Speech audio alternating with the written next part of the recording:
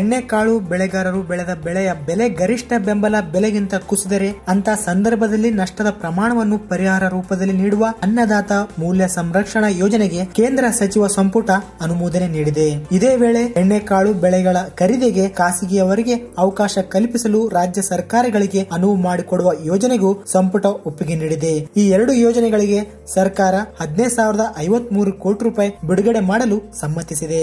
ಪ್ರಧಾನಿ ನರೇಂದ್ರ ಮೋದಿ ಅಧ್ಯಕ್ಷತೆಯಲ್ಲಿ ಬುಧವಾರ ನಡೆದ ಸಂಪುಟ ಸಭೆಯಲ್ಲಿ ಈ ಅನುಮೋದನೆ ನೀಡಲಾಯಿತು. ಕಳೆದ ಬಜೆಟ್ನಲ್ಲಿ ರೈತರಿಗೆ ಪೂರ್ಣ ಬೆಂಬಲ ಬೆಲೆ ಒದಗಿಸುವ ಯೋಜನೆಯೊಂದನ್ನು ಜಾರಿಗೊಳಿಸುವ ಭರವಸೆ ನೀಡಲಾಗಿತ್ತು.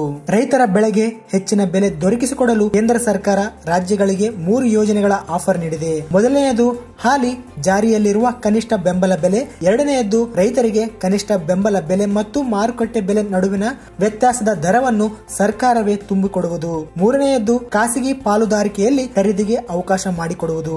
ಮೊದಲನೇ ಯೋಜನೆ ಹಾಲಿ ಇರುವ ರೀತಿಯಲ್ಲೇ ಮುಂದುವರೆಯಲಿದೆ. ಒಂದು ವೇಳೆ ರಾಜ್ಯ ಸರ್ಕಾರಗಳು ಎರಡನೇ ಯೋಜನೆ ಆಯ್ದುಕೊಂಡರೆ ರೈತರಿಗೆ ಮಾರಾಟದಲ್ಲಿ ಒಂದು ವೇಳೆ ನಷ್ಟ ಉಂಟಾದಲ್ಲಿ ಅದನ್ನು ಸರ್ಕಾರವೇ ಭರಿಸಿಕೊಡಲಿದೆ.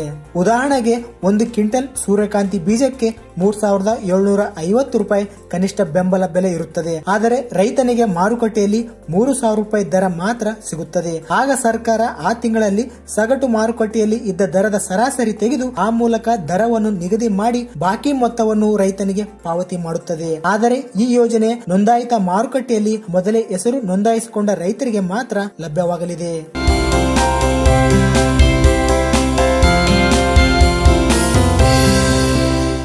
ಈ ವಿಡಿಯೋ ನಿಮಗೆ ಇಷ್ಟವಾದಲ್ಲಿ ಲೈಕ್ ಮಾಡಿ, ಶೇರ್ ಮಾಡಿ, ಸಬ್ಸ್ಕ್ರೈಬ್ ಮಾಡಿ.